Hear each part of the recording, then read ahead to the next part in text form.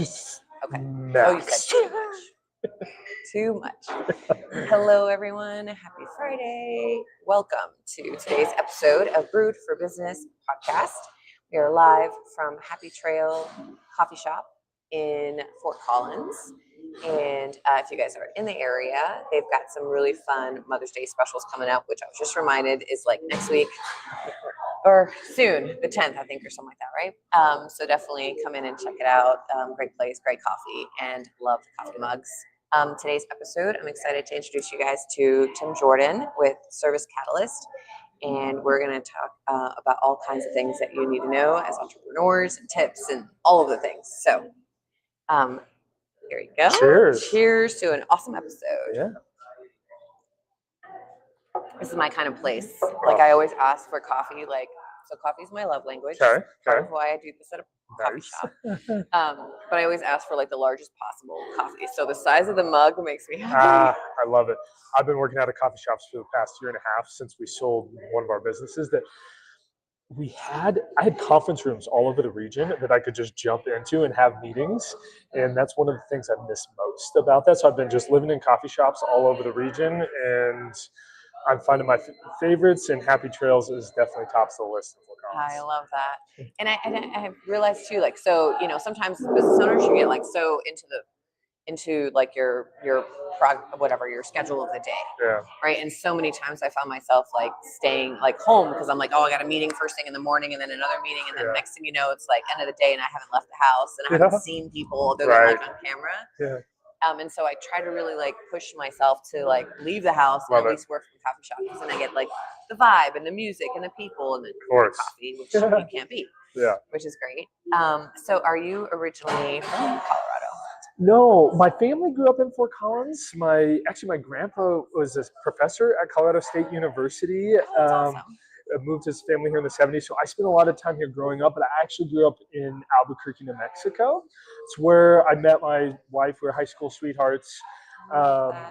But I'd spent so much time in Fort Collins growing, like just on summers and stuff like that, that I didn't look at any other colleges. So as soon as we graduated, literally loaded up the cars and moved to Fort Collins and haven't looked back. I love that. And I love how she was like on board. Yeah. You know, she was like, all right, we're going to Fort Collins. Let's go. Of course. Yeah. She was valedictorian. She could have gone anywhere in the country she wanted to. But yeah, I have a daughter, right? I have an 11-year-old daughter. It's crazy that like we moved out together when we were 18, moved 1,000 miles away, and it worked out. I would go crazy if my daughter tells me she wants to do that at 18, but you know what? Why? Like, you guys are like the epitome. She's gonna know that it's possible. Yeah, for sure. How long have you guys been together? We've been together for 18 years, married for 16. That's beautiful. I'm sorry, that's 17 and 19 if she's watching. Don't want to get you in trouble. He does know the dates. Yeah. It is beautiful though because you don't hear that often enough anymore. You know, so it's nice to know that you guys are making it work. Yeah, you know, we've been entrepreneurs together since we were 20 years old. I say we in a lot of these conversations. She doesn't like being the face of our operation, even though she's amazing at it. But every time I say we, that's who I mean is my wife, Danielle. She's a tax accountant and a CPA and just an absolute killer. She's so good. That's awesome. And so you said your grandfather was a professor here. Yeah. So what did he teach? Something that he's way smarter than I ever will be. He was a physicist. He was doing research on weightless chambers in the late 70s. There's actually a building right on College, which is the main drive on Fort Collins, in Fort Collins, that was built to house a weightless chamber that he came here to research. That's cool. Yeah. And yeah, totally different. Definitely didn't expect you to say physicist. I assume because of your entrepreneurial background that it was like something like along like business sense. You know, my dad is, and a lot of like my uncles and my mom, and same with Danielle's dad. So we came from a families of entrepreneurs. Oh, so it was kind of, you know, natural for you guys to fall into that. Yeah. So you came here for college. Yep. What did you guys study?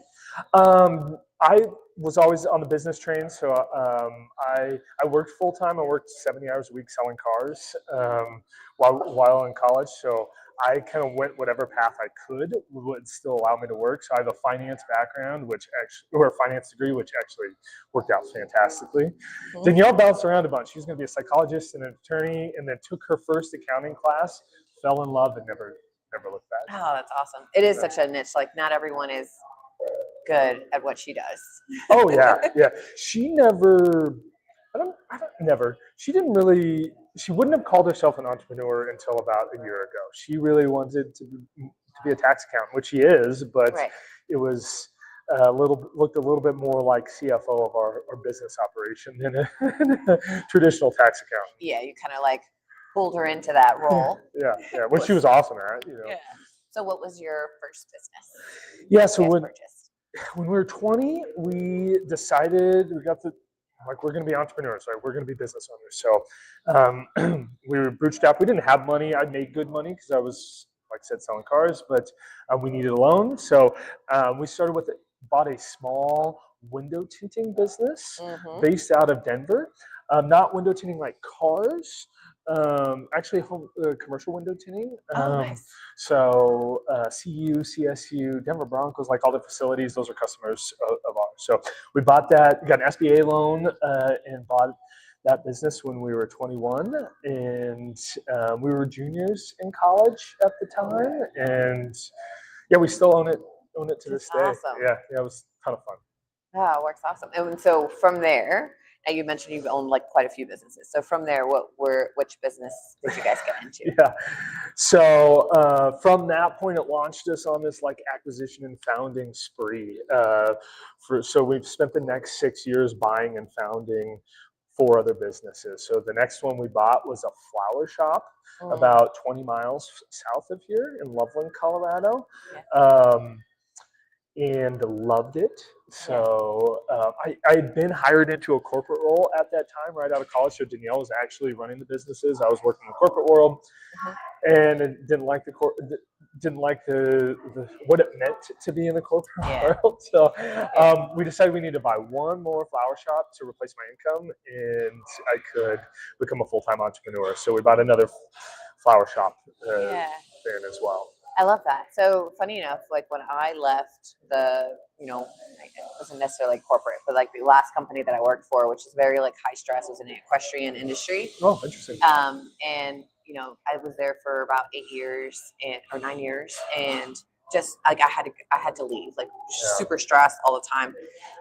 But I kind of left a little sooner than expected. There was just like a situation at work, and I was like, life is too short, and I walked out. And then I was like, oh no, like I have a child, like what I need to do. And so funny enough, like a friend of mine worked at a flower shop, and it was around Mother's Day. Oh yeah. And so she's like, hey, we always need help like around Mother's Day because like the amount of like orders and stuff that come in. And so I took the job there like while I was looking for other work or like deciding like what I was going to do.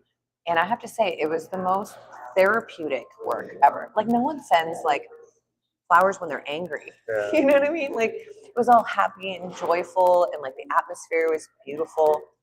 That's what made us fall in love with it. So we fell in love literally in the first month after owning, which that's a stressful month, buying a business, early 20s, but we just fell in love with what the product meant, how it was created, the creativity and freedom that we had in that space, and then also the feel inside of a flower shop. Like many marriages were forged inside. Like it's this like tight environment, and it was amazing. But it's funny you mentioned Mother's Day. So we had 2 big holidays in the floral industry. A lot of people don't know, but 10% of a florist business is done the 3 days ahead of Valentine's Day, and then another 10% the 5 days ahead of Mother's Day. 10% of your overall annual business is done in that period of time. It's an insane. We got to come up with another holiday for people to give flowers. Tried many times. So Valentine's Day. So Valentine's Day 2013, I remember it so clearly. Such a defining moment in my career. February 13th, 2013. It was 5:30. Danielle was working at an accounting firm at that time, so she walked into the flower shop, in the first flower shop, right? And walks in the employee entrance. And she gives me that look. We lock eyes. She gives me that look like that only a significant other or some parent or something like that can give you, like, what is going on? Mm-hmm. I asked her, why are you looking at me like that? What are you doing? You're just standing there, and all of the employees are running around you working, and you're just standing in the middle doing nothing. So I had this like out-of-body experience. I had a stack of our order papers in one hand, and I had like a bundle of flowers that a flower designer was probably waiting for in the other hand. And I was frozen. I was standing there, 25 employees running around me. It's loud. It's audibly loud. We had 10 customers on the floor buying flowers. Phone ringing, people wanting Just things. Yeah. chaos, right? Yeah. I was having a panic attack because the next day, our flower shop was going to deliver 300 flower arrangements. We didn't have a system. The system that we'd inherited with this business was triple layer carbon copy order paper that you could buy at Office Depot. So that meant that my business depended on 900 water soluble pieces of paper floating around this flower shop. Where there is a lot of water. Yeah. So I'm like, how am I going to get this done? Yeah. Right? And so just panic attack, freak out. Well, I did what entrepreneurs do, right? I stayed up till 3 a.m. routing all the deliveries. I was back at the shop at 6 the next morning to get the deliveries out. I myself was out delivering till 10:15 that night.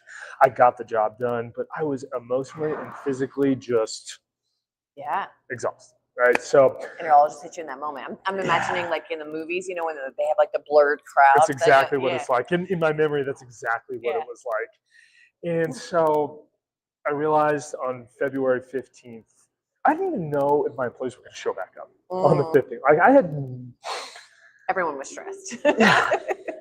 So on the 15th of February 2013 is when I decided I had to create systems in my business so I never had that panic attack again. And it changed my life, changed the trajectory of our business. I didn't know it at the time. In fact, it's only been the last couple of years of just reflecting on what the moments were. That one moment was so it's interesting that you talk about it because Mother's Day is the same kind of situation for us as florists. So were you like better prepared for the Mother's Day rush? Like absolutely. After that? So I remember I was on the phone with my dad that morning of the 15th. I was like, I have to have this computer system in place that can manage all of this by May of this year, not like in the future, by like May 1st of this year. So we did. We had and it was still messy, and we got better and better and better every year. But that one moment just lit a fire under me that changed everything for us. Yeah, I love that. And so from the flower business, because then those systems that you implemented in the flower business, like you guys were able to grow to like one of the largest flower shops? Yeah, so we a couple years after that moment, a year and a half, 2 years after that moment, I was approached by a competitor. I didn't know why. He's from Fort Collins, called to have lunch with me. That's great, whatever. And later found out he was sizing me up for competition. He was going to open a flower shop right next door to us in Loveland. I have to say, it's kind of smart for him to do that, but go ahead. So smart guy, visionary, just owned one of the largest flower shops in the state at that time. In that meeting, he pivoted and decided that I was his retirement plan. So he chased us for the next 6 months to buy him out and merge our companies together and deploy a partial employee ownership model in the flower business. So this is January 1 of 2015 that happened. So we bought out a company called Palmer Flowers, I had 2 flower shops at the time, rolled them under that banner. We became the largest flower shop in the state, 20th, maybe 30th largest in the country at the time. And brought in 4 employee owners, 4 key man employee owners, and then with a plan to expand the employee ownership over the coming 10 years. And it was a crazy ride. So I'm 26, 27 at the time. We owned a couple other businesses, including the window tinting business at that point.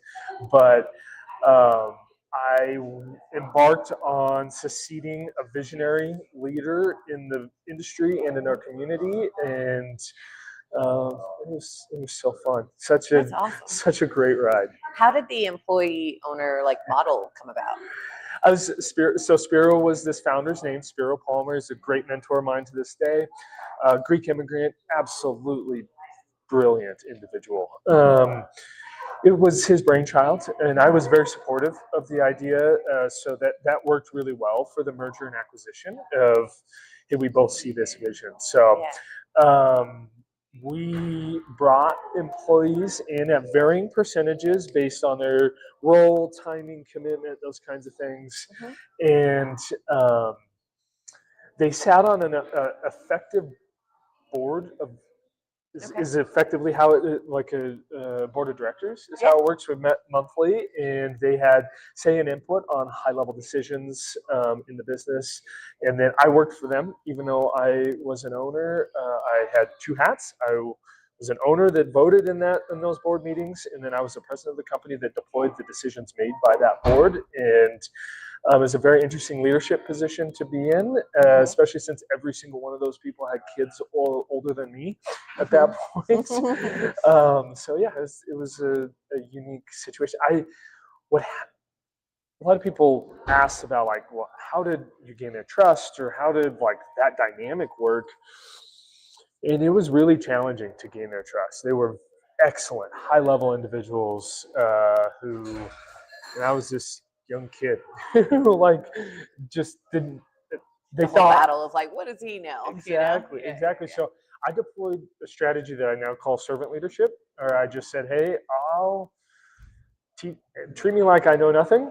I'll listen to you. I'll sweep the floors. I'll ask questions why we do things. I will add anecdotes and help you along the way, but just teach me the things. And eventually I learned the things, and then I started adding my own input and style onto it in a way that was empathetic with them. And pretty soon they saw me as a leader regardless of my age, and somebody who cared about their thoughts and their processes and the way that they did things. And then they trusted me, and this is easy from there. Once they trust you, it's easy at that point. But you do have to gain that trust, you know. 100%. And I think, like, at the core, like, everyone just wants to be appreciated, and like they want to have a say, right? And so the fact that you gave them that space to really, you know, be just genuine and say, like, you know, and care about what they were saying, you know, and then implement is beautiful. I mean, because that's what most of the issue is in the corporate world, you know. 100%. So this is the opposite. 2015, 16, 17. So, but I realize culture is really buzzwordy right now. It was not at that point. But what I realized is I'm sitting in these board meetings, right? And I have these growth and strategic system plans, right, to dominate the flower world, right? Yeah. Well, they didn't want to hear any of that. They wanted nothing to do with that. Yeah. They were employee owners.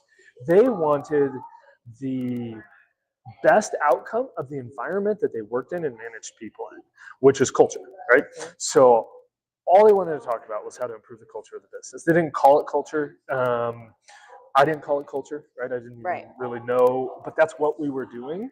And so I realized I had to solve all of that, like, before they would start listening to me on the strategic world domination plans. So world domination. Like, so that's was a lot of it of, okay, we have to just establish this amazing culture. And turns out they were so right. And the satisfaction of owning a business with an amazing culture that people love to come to work at is unbelievable. Like, it's so fantastic. It's become the most important thing to me in business ownership, actually, is I want an environment that people show up to work on Monday morning. They're like, yeah, I want to be here. Right.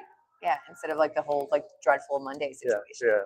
Yeah. It happens a lot. And one of my most favorite jobs that I ever had, I worked for the cell phone industry, and my manager at the time, like, him and I would kind of like banter back and forth, and it would turn into this whole like comedy routine, and people, like, the clients would come in, like, everybody loved it. It was so much fun because literally going to work, like, we had that environment where everyone was just kind of getting along, and like it was this whole community, right, that we were like developing. So fun, and right? it makes such a difference, you know, than work doesn't even feel like work at a lot of points, you know.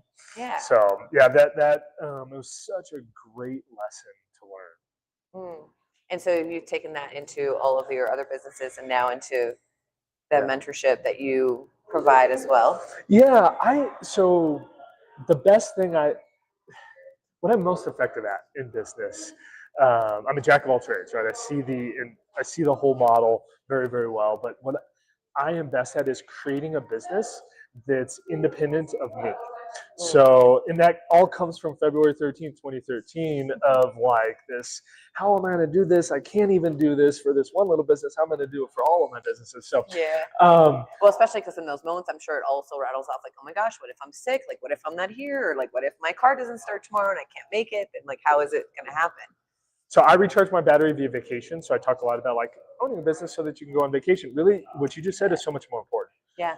Owning a business so that if you get sick, if somebody needs really taken care of, like that's so much more important than even being able to go on vacation. So anyway, my highest and best skill is building businesses that are owner independent.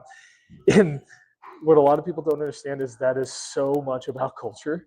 Like it's so much about having a trusting culture that empowers your team so that they can be successful while you're, for me, I was away in Orlando last week for 8 days with my family. No, Business awesome. my business ran better without. We're like, oh, we didn't get a call from Tim today. I have a guy who I'll talk about when we get to Service Catalyst. His name's Mike Wendt. He's a close friend of mine. I've coached him, mentored him through creating an owner independent business. This is the complete flip side. He had a tragedy in his wife's family 2 weeks ago, and he could leave for Texas for 5 days without even thinking about it. I asked him on Wednesday when the accountability meeting together, I said, how'd business go your way? He said, I don't even want to tell my team I'm back. They did so that's awesome. The reason I like to talk about culture so much is that like that's the missing piece that a lot of people think. They're like, oh, we create systems and we delegate things and then it all works. It's like it only works if you have a trusting culture that empowers your team. Right. So like what comes first, the systems or the people? I built systems after people, and that's why it took me 8 years to build an owner independent business. If you build foundational systems first and then you install people into them, it happens a lot faster.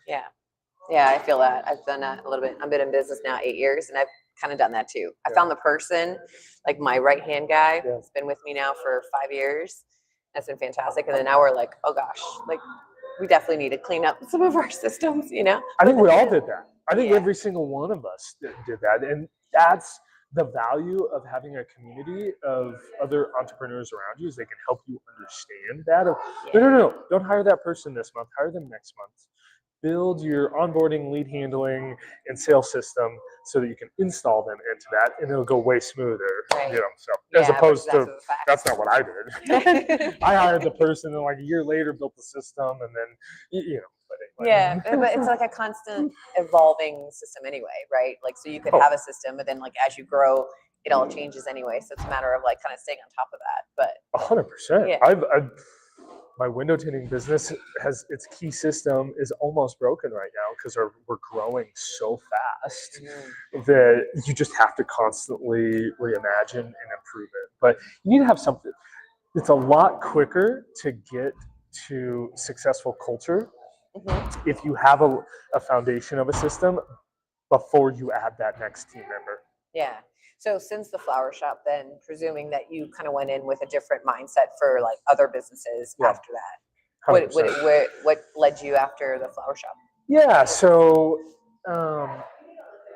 so this acquisition, we have this now large flower shop that's growing. We still have the window tinting business. Right around that time frame, I founded a mold remediation company, also real small niche home services business, really high margin.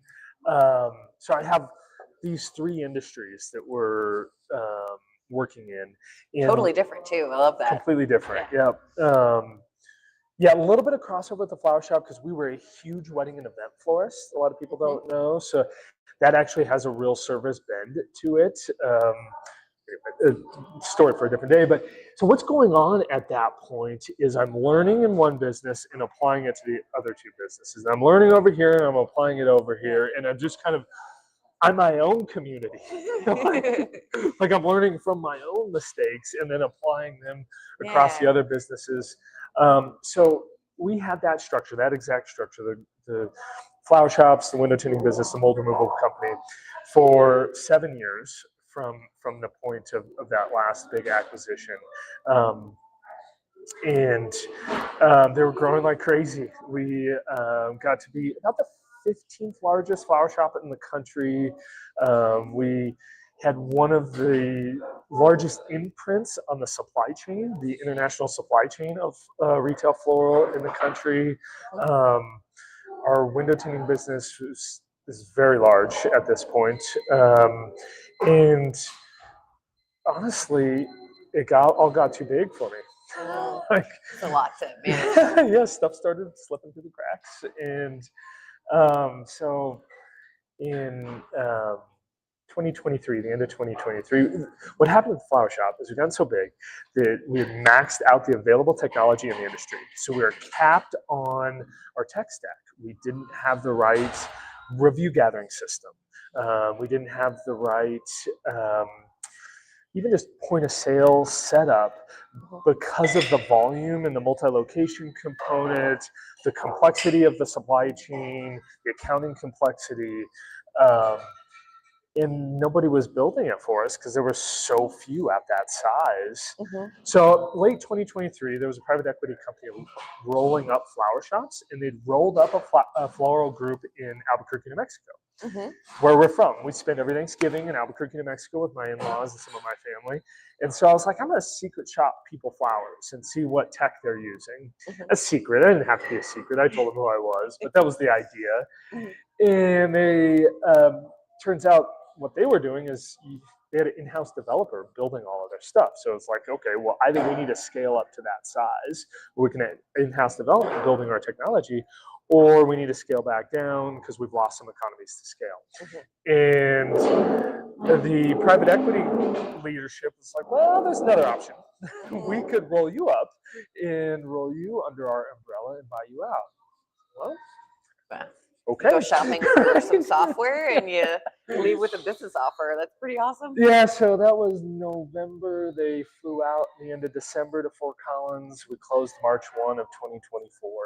It was really, really fast. My experience with private equity has actually been very good. They've taken amazing care of my people, which is the most, any business owner who exits will actually tell you the money becomes way less important and the care for your people becomes way more important. Yeah. So, and it's your baby. Like, that's got to be hard because it's like you grew it to where it is. Yeah. To make sure that like it maintains the quality service, the community that like you created. Yeah. So our employee owners got bought out. We had 10 by that point, so we had really grown. And no part of that model was broken. That model was absolutely phenomenal. It taught me so much of how to actually be a leader. Not just a leader of a business, but a true leader of people. So great experience across the board there, though it did leave me with a 50-hour week void in my life. Like, it was such a weird experience. Like, before, as this exit's coming and we realize it's going to happen, people ask me, what are you going to do? Like, what are you going to spend your time doing? I was like, I'll do whatever I want. What do you mean, what am I going to do? Like, easy. Well, 3 weeks later, I'm like, what am I actually going to do with my life? You went, like, had yourself a little vacation, and then all of a sudden you're like, okay, now next. Yeah. So I spent the next 6 months saying, okay, well, I'm going to scale up the mold remediation business. Great company, right? Really high margin, really, really happy customers, really great operations. It's called Mold Removal Express. It's based about 2 miles from here in Fort Collins. Just an amazing company. In that, we had some operating partners who ran the business for us, and we couldn't get on the same page with them. Growth-wise, nothing negative. No phenomenal relationships to this day. Different ideas. Fed their family in his energy in a totally different way than it fed my family. So they bought me out in a very positive transaction and kind of went that direction. All the while, SG Window Tin, our window tinting business, had become, it's the largest commercial residential window tinting business in the state and has a pretty big automotive footprint now also. And I was reading the book Traction by Gabe Whitman, and I had this shameful realization that I had been sitting in the integrator seat of this business. So that's the doer, that's the executor. For those of you that haven't read Traction, which you should read Traction. And I'm not a book recommendation guy. So definitely read it. I was no longer the best person to run my business. To run this business that I owned for 12 years, I was holding it back. I was holding it back so much more than I even knew as I was having this, what was for me a very shameful realization and very hard to articulate. But I was able to face the music and look around and realize I had this young person in my company who wanted to be an entrepreneur and who had all of the requisite skills to be an integrator of our business. And so I approached him softly. He said, yeah, I want to own a window tinting business, of course. I said, well, why don't you own part of this one? And the employee owner model. Yeah, this is much bigger. He owns a very large chunk of our company. He is 24 years old as we sit. This happened 2.5 years ago, so he was very young at the time. So much smarter than I am or ever was at that point. It has been, will maybe be the greatest piece of my career to watch him grow and develop. That's awesome. So now he sits in the integrator seat and crushes it. I sit in a visionary seat, which sounds very like up on the mountain, but it's really not. What the visionary means in Traction is that your eyes are at the horizon. So I'm focused on business development. I'm focused on the systems of our business, solving the problems that the integrator runs into on a day-to-day basis. And now it is absolutely life-giving for me. The company's up 24% this year after significant growth the last 2 years. It's the most profitable it's ever been. Love it. It's just been so great. So, and putting him in place was like obviously a fantastic decision. Oh my God. Do you think that you came to that decision of even approaching him because of the model that was like 100%. Yeah, because you've already kind of seen it happen and take off and do well. Yeah. The other thing is I could see he had a really high emotional intelligence. So important. Oh my God. Just, you can't teach it. No. You can't teach it. So. You really can't. So now not only did I offload 50 hours a week of Flower Shop, I've offloaded an entire business in Mobile Removal Express and all day-to-day operations at SG Window Tint. So how long did it take you to be like, okay, now what? Next? Yeah. I had a bout. I don't have ADHD. Some people think that I do because I'm high energy. I actually don't. Like, I can stay very, very focused, but I had this bout of what I think ADHD probably feels like, where my brain for 6 months, I couldn't focus on anything business-wise. So it took me 6 months to figure out how to deal with that. And exercise is how I dealt with it. Like literally an exercise routine. Stressing my body to focus my brain. Well, you know what? It's interesting though that you say that, because I would feel like it's almost like a withdrawal, because you have so many businesses working so many hours, 100%. and all of a sudden you're just like, hey, you can do what you want during the day. So during all of this, something's going on, magical. I told you I was going to refer back to Michael Wendt. So I'm going to tell another story. Sorry, I know the dates of things. May 13th of 2023, there was a post on Word of Mouth Fort Collins, which I think is actually how we met. It's an active Facebook group here in Fort Collins. Young ex-Marine just says, will any experienced entrepreneur grab a beer with me? I'm a new business owner, and I have a lot of questions. Dude, that's genius. Right? I love that. Okay. I was extremely busy at that point in my life, but at the same time, the vulnerability of it spoke to me. So I was like, I immediately raised my hand and said, yeah, Mike, I'll grab a beer with you and let's chat. I'll see what I can do. Well, I pulled up. We went to Horse and Dragon Brewery here in Fort Collins. I pulled up and I had this like other moment that I recall of like, am I wasting this dude's time? Like, I've never helped another business owner in my life. My career has been chaotic, fast-paced. I've had some successes. I've had some really big challenges. Like, can I actually help this dude? So anyway, I walk in the meeting. Mike is ex-Marine, At that time, he's really hand to mouth. He's a young wife, young kiddo, really chaotic business, trying to figure it out. Mhm. He's got this list of questions. He's that kind of guy, right? I didn't know it, but he had, I don't Came know, prepared. 10 questions. Yeah. So ask me these questions. Halfway through, I'm like, well, I actually have the answer to every single one of these questions. And I've been through them all 10 times, and I probably screwed them up 5 times, but I can help him not screw them up. Yeah. So whatever. He's giddy by the end of this. Great. We go our separate ways. He texts me about 4 weeks later. And he says, "Hey, Tim, I've done everything you told me to do, and I have a whole new set of questions. Could I buy you another beer?" It's like, sure, yeah, that sounds great. Like, I'm just happy to help. Right. Like, Free so, beer. No. I think I was buying the beer. Oh, yeah. That makes more sense. He was starting out. Yeah, right. So we do that. Like, that becomes a regular thing, not formal, right? Just every 4 to 6 weeks. And 3 months later, he's growing. Like, a few months after that, like, he's starting to make some real profit. You know, a little while later, like, we're setting up systems so that he can hire his first employee.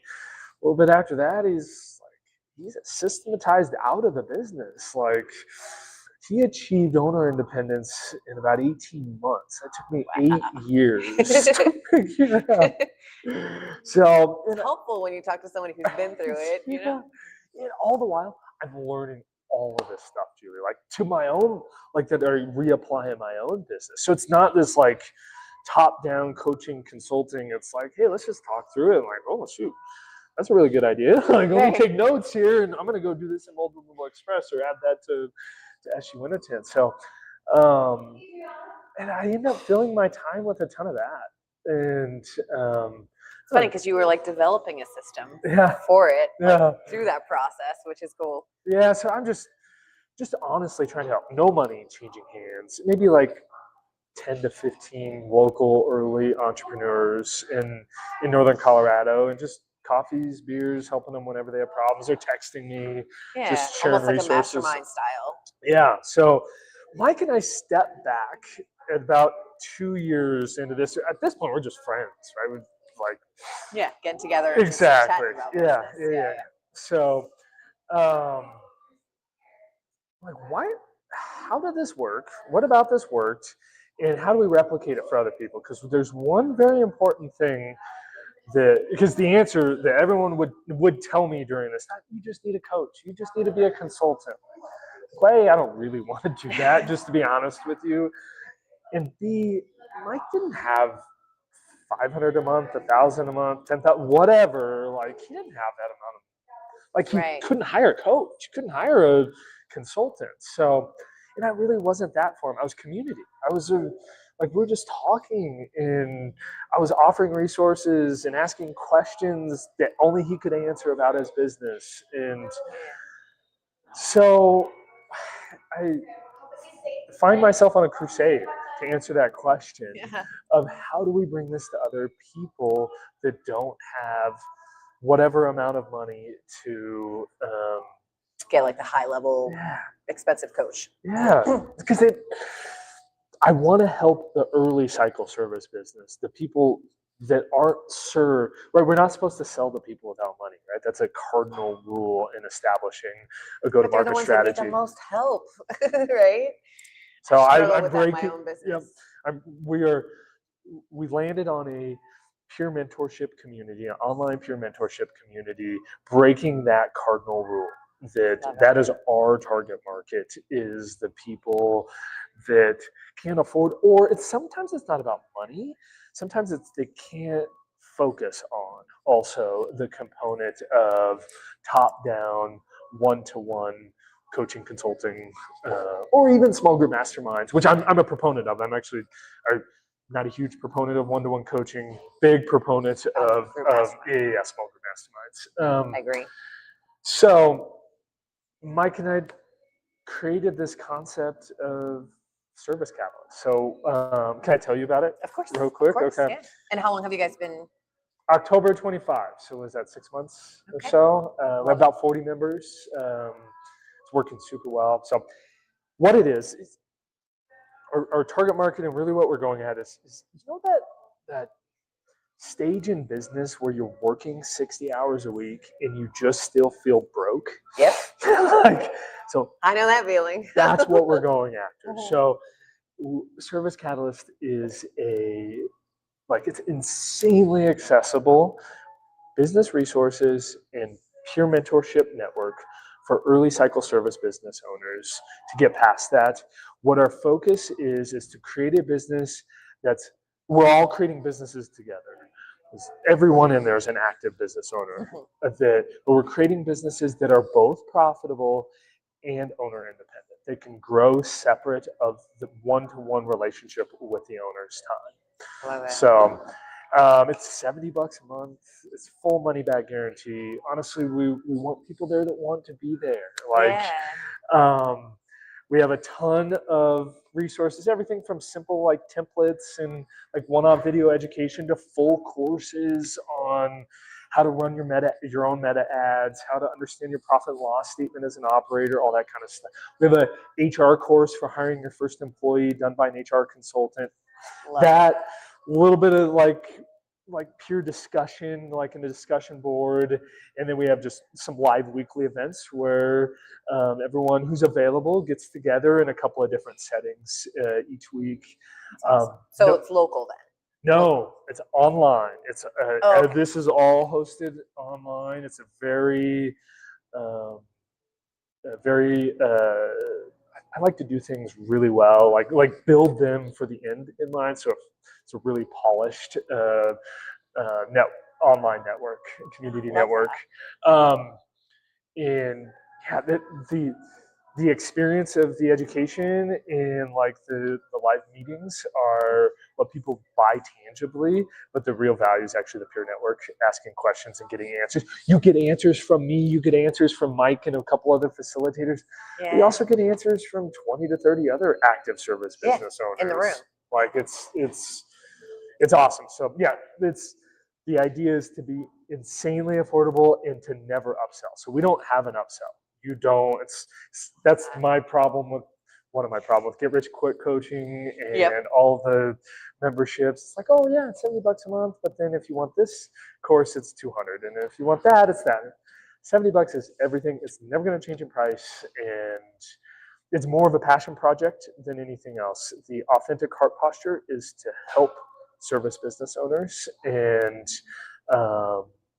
we would love to scale and grow it, but as long as we're helping people, we are achieving the goal. That's what truly matters, yeah. And the activity and energy level in it already is insane. It's fantastic. Have you had like a bunch of like ideas like off of even like the sessions that are happening like within to like go off in different tangents? Honestly, what's happening is we have office hours, which is an hour on Thursday afternoon. It's by far our most popular thing. It's half hour of education, half hour just like Q&A discussion with the group. Very well attended. What I've realized I'm doing is I'm tracking the challenges and questions that people are asking in those settings. And then we're building education and resources off of those. Yeah, that's perfect. So it's like live model, like you're getting the research handed to you. And I've realized something about myself too. I hate making like social media content. Like whatever content you see from me on social media, it's been forced. Oh God. Oh my God. So much so. But you know how important it is and how necessary. Yes. I love making the educational content. No teeth pulling whatsoever. We just released the course just like 6 or 7 days ago on dominating on your Google business profile, because I realized it's huge for service businesses. 35 of 40 of the members were doing 20% of what they should do on their GBP. So we soup to nuts course on who should have Google business profile. Spoiler alert, everyone, if you want a business, should have a Google business profile. Why it's valuable. Again, spoiler alert, there's so many reasons, but I will pay more money for any business that has if I'm acquiring it, that has a well-managed GBP. So just that one thing but anyway. And it's free. How to register it, and then how to effectively optimize it, which isn't really that hard Yeah, to but it do. does take some. Take some doing, take some discipline, take some understanding of what's important. So yeah, it's a 4-part course. It has like 2 templates associated with it, maybe like 15 minutes of video. I love that kind of stuff. Yeah. So have you considered taking this educational content that you're doing, which I'm presuming is like you teaching to a camera video, then the video is uploaded and they get to watch it, correct? Yes. So have you considered like taking snippets of that and then just using them as your social media content? We have. We will be doing more of that. Some of that is, what's the right way to say this? You need some polish to it. And I'm famous for saying this. The version 1 of whatever you're doing done is better than great. So version 1 of a lot of our educational content, production quality wise, is a little very authentic. Exactly. So we are just coming around to version 2, and a lot of that will be snipped into clips, especially the stuff that Mike Wendt has done. So as a Marine, I didn't know this about Marines, but what he does is he asks questions, takes input, and multiplies the output times 10. So he had no video production background whatsoever when we started Service Catalyst 5 or 6 months ago. Now the video production quality of his editing is tip-top notch. So you will see a lot more of that content coming out from us shortly. Yeah. So what is it about social media content that you don't love? That have to play a role. Like you have to have a persona on social media, and I'm an authentic guy. Like you ask me a question, you're going to get 100% honest answer. Yeah. And it just doesn't.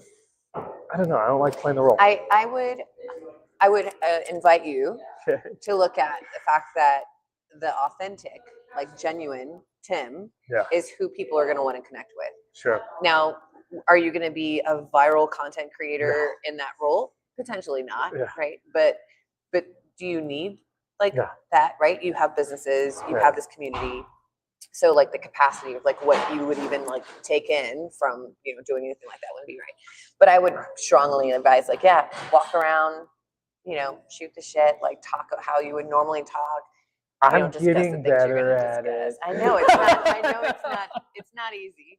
Listen, what's helping is writing. So I've taken to writing. I have a newsletter that comes out once a week. That's a mixture of like experiences in the past or things that I'm doing right now. Yeah. Processing via writing has helped me get more comfortable talking about it on camera. There's no doubt. Yeah. Well, and the other side of it too is because your whole focus is like this independent business owner, right? So obviously you don't necessarily want to be the face. Yeah. I would assume that you wouldn't want to be necessarily the face of the Service Catalyst because down the line you may not be in the day-to-day, and it's just like the community is growing. Yeah.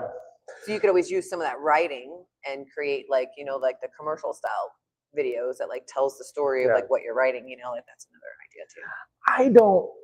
At this point, I don't mind being the face of Service Catalyst because it's all about helping people, and that I can connect with. Like, does that make sense? Yeah. Like, I don't want to be the face of any of my service businesses, and I'm not. I never have been.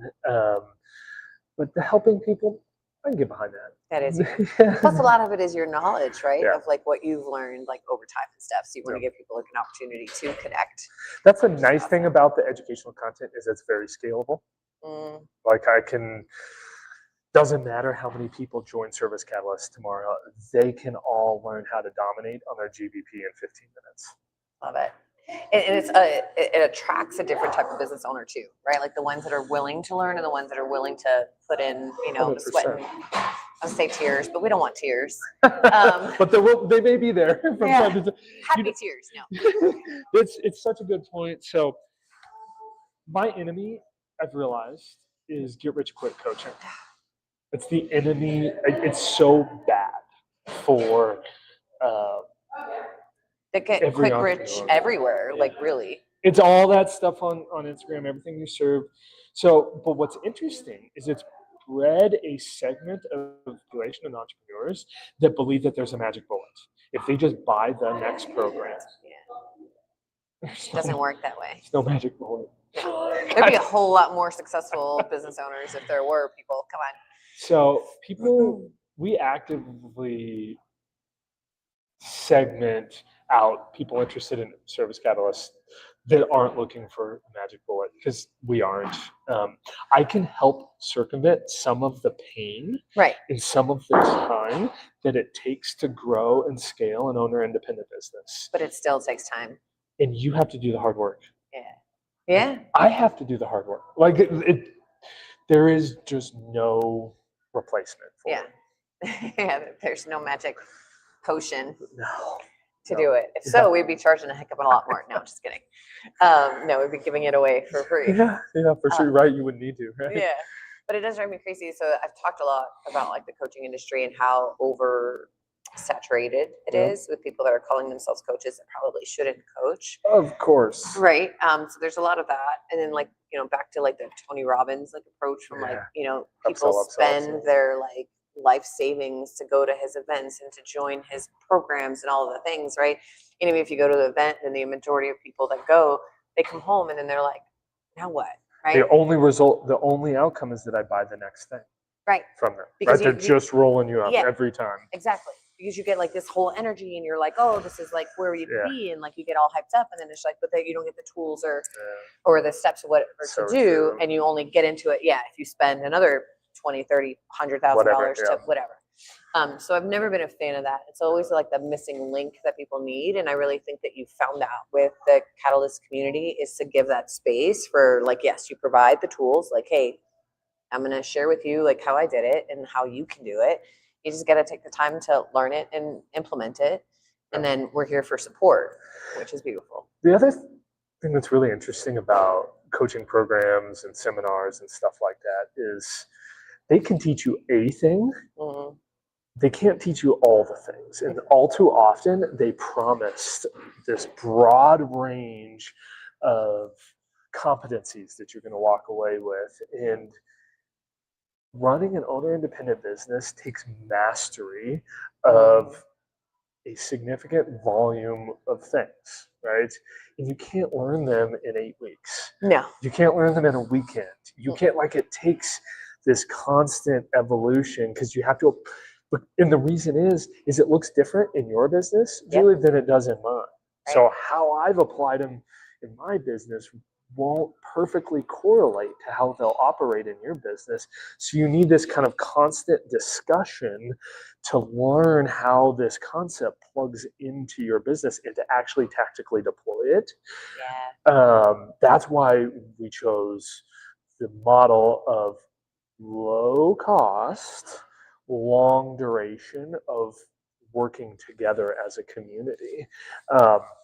Yeah, and that's beautiful too, because like with the low cost too, and it's not like a graduation style. Like people can stay in the community forever long because, like, again, okay, so now you figured out like step 1, and then step 10. Now you need a little advice and you need a little guidance because things shift. Like the more you hire, maybe your services evolve. Like things change. I'm learning. Right. I mean, for just a very functional example, I get in trouble because I talk a little tactical 2 times because I'm a systems guy, but just to be tactical for a second, SG Window Tint is growing like crazy right now, 100+ leads a week, and we're not even in our busy season. Amazing. And that's awesome, right? Yeah. It's highly systematized business, right? Just very, well, my lead handling system is about to just, because of volume, because we're growing so quickly, I have to learn new things on how to kind of rebuild that system. And it's funny, Amos Baldwin, I'll call him out by name. Was the first member of Service Catalyst, absolute amazing individual. He introduced me to the service that is going to be the solution to our lead handling procedure issue. He owns a tiny is growing quickly, a small but growing molded detailing business here in Northern Colorado. But he had this connection, this interesting thing. He wanted to get my opinion on it. So it's interesting, like you learn by helping people. And until you sell, I don't really think you graduate. No. Now, that's one of the things I've always said I love the most about being a business owner is like the constant evolution. Yeah. Like not only as a business owner and like in business, but as a person. Yeah. Right. Like the more people that I meet, the more clients, like products, services, whatever that I learn about, the more I know, the more then I can adapt or, learn. I love it. Even the very most successful business owner right now doesn't have the answer to how AI will be interacting in their business 1 year from now. Right. They have to constantly be, and there's always something like AI going on in our business that we have to just be adjusting for. Yeah. So. I mean, even how much it is in our businesses and in everyone's daily life now, we couldn't predict that a year ago. So true. I know. I did pretty when it first came out. I was bashing it pretty hard, and I've realized that it is here to stay, and it's not going anywhere. And it's a matter of learning how to use it properly, and to not let it take over for you. I think is the biggest thing. Completely, and it's an efficiency tool, but we're a long way away from this not being true. The value of the output of artificial intelligence is only as good as the quality of the input. Mm-hmm. And maybe at some always point, be the case. Yeah, I believe so. There's some people that argue with you that say that won't be the case. Yeah. Sure, but it's not now. Right? Like it's not now, and it's probably not anywhere soon. Yeah. But So. I mean, it would be the same as like when the internet came out. And it's the same thing. People don't understand that. It's the same thing. Yeah. I used to. I hate it. I laugh at myself sometimes when I talk about it because it feels so long ago. But so like my first job, second job was in the cell phone industry. So I worked for like Bell South Mobility back in the day, and it sounds like 100 years ago. It was like when the first color screen came out, or like when the first like GSM phone came out, where you could like travel like satellite to tower to tower with that. Nice. And it sounds so far away, but I'm like, even then, people like didn't understand, like, oh, you're gonna text when texting came out, right? You're gonna text on your phone, yep. You're gonna do all these things, and like, look, now we don't go anywhere without them, right? Like, 100%. And most conversations are there, so it's all about kind of adapting to the technologies and like figuring out the best way that it can really enhance what you do. For sure. Without it replacing too much. Completely. Yep. That's exactly where we're at with it. For your leads, just morbid curiosity, because I'm in marketing, obviously, but the leads that you're getting for your sitting business, like where are you getting the majority of those leads? Big Google Ads users. So I was self-taught Google Ads. I don't even know what you want to call me. It's not expert, but specialized for your business. Right. Yeah. So a lot of that, ton of meta. We see meta ads as significantly increasing in quality, not necessarily volume, but quality right now. So pushing further into that. And they're a lot more cost effective too. Definitely. Have you noticed your pricing change with so AI obviously has become a big push for a lot of people searching on AI versus Google in the last few years. Have you noticed like a lot of difference in your ad spend or your like cost per results? Acquisition? Yeah. No, it's been really static actually. Yep.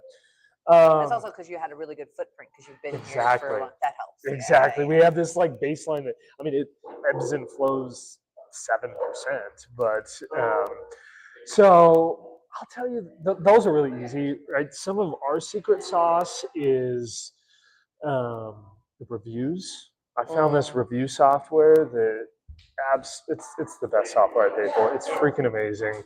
We have gotten 160 new 5-star reviews for SG Window Tint in 2026.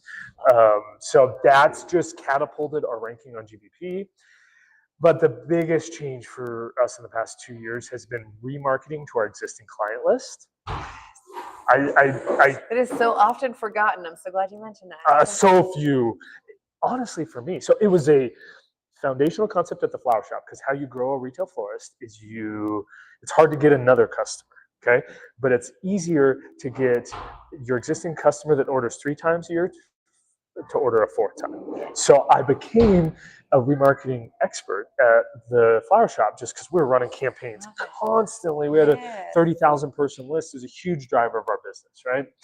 I just ignored it for SG window tint. Somebody, I don't even remember who it is. Somebody was like, "Why don't you do that for the window tinting business?" And you're like, oh yeah. I was kind of like, "Well, people don't like." Once you tint your window, you don't really need to do it again. And this is the biggest fallacy. They'll remember me when they get their car the next time or buy them. They'll remember.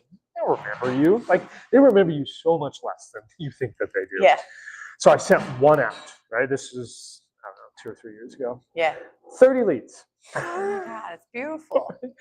That email took me 30 minutes to create and $50 a month for my whatever my CRM, email marketing. Yeah. So guess what? Now we send out an email a month and we get 30 to 50 leads every single. Beautiful. And it's so simple, right? So simple. And we're not even the best use case for it. Right. Barbers, somebody like that. Like if somebody needs your service every 3 to 6 weeks, you should be actively communicating with your existing client base. Those are the emails that people want. So I actually do a lot of presentations and workshops and conferences and stuff and talk marketing strategies. Yeah. And like one of the biggest ones I always talk about is the fact that people don't check their emails, right? Yeah. I've had people stand in the room and be like, how many emails? And it got up to like 150,000 unread emails. And I'm like, he's not seeing your email if you're cold emailing someone. But if you have an established relationship, they know who you are. They know to look at it. So true. And say you have 1,000 customers. Well, maybe 600 of them have 100,000 emails, but at least a couple hundred of them are active in their email. Right. You don't need to reach every single one of them. Yeah.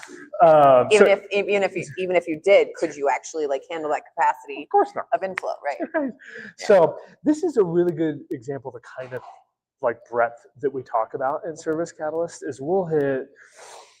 I was just helping some people through. I need to throw that word out of my vocabulary.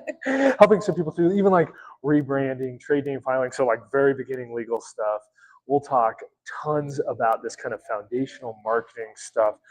Ton of time on systems, operations, CRM, tech stack, like that kind of stuff. Yeah. And then we also spend a ton of time on profitability. One of my favorite topics is how helping operators understand their P&L. There's a really specific, simple framework that I use to help them understand their P&L. So we go kind of soup to nuts on this type of stuff. Yeah, I love that. Oh my gosh, I'm just realizing the time. Like we can apparently talk all day. So 2 things before we wrap up today, because I don't want to take too much time. But so if someone wants to join Service Catalyst, what does that look like? I've got your website kind of scrolling at the bottom of the screen here, but is there anything that they need to know before joining? No, there isn't. So hop on to the catalystcommunity.com. There's a 7-day free trial link right there. We have a great onboarding system with a few of our partners. And you'll get right into it. You'll be acclimated to the community quickly. You'll get some great direction on how to get the most out of it. But also at the same time, our clientele's busy, so there's no pressure. Like if you're not able to show up this week, you come next week. So anyway, there's a great onboarding system. At the same time, if you want to chat about it, you can email me, tim@thecatalystcommunity.com. I'll hop on a call with you. I'll show it to you. I'll help you with something. If you've got a question about business, like take him out for a beer. Right. Honestly, that's a core get all the answers. Core tenet here is that Service Catalyst started because of authentically helping service business owners, and that is how I get the word out. Is just helping business owners with problems. So shoot me an email, I'll help you out. Oh, I love that. And if you guys have any questions on anything that you've heard today, like put it in the comments. Tim and I will be like monitoring that over the next couple of days. If you have questions, we'll get them answered. Yeah, for the community, is it like business owners at any stage of their business? Usually fairly early on. So 100,000 to $1 million is and that we have fluctuates. Exactly. It's somebody who it's more than that stage, or it's less of that stage. It's more of somebody who feels stuck and doesn't know how to move beyond it, doesn't know how to grow the business, or doesn't know the next steps to grow the business without more of their time, or is just. I feel like you're speaking to my soul, Tim. Or I'm gonna be joining the community, okay? Or you're maxed on time, yeah, and you don't know how to lessen that. Like that's what it's all about. I love that. Okay, so we've got all the information in there. If you guys have questions, definitely let us know. Any last parting wisdom that you'd like to share? Yeah, whether it's Service Catalyst or whether it's maybe a mastermind or just people around you, entrepreneurship is super lonely, and it's way, way harder if you try and do it on your own. Get a community, get some people around you, ask them questions, be honest and transparent with them. You will grow faster and be more successful if you do it in a group of people. 100% agree. Love it. I can't top that. You guys have a fantastic weekend. And yeah, hit us up if you have any questions. Thank you guys so much.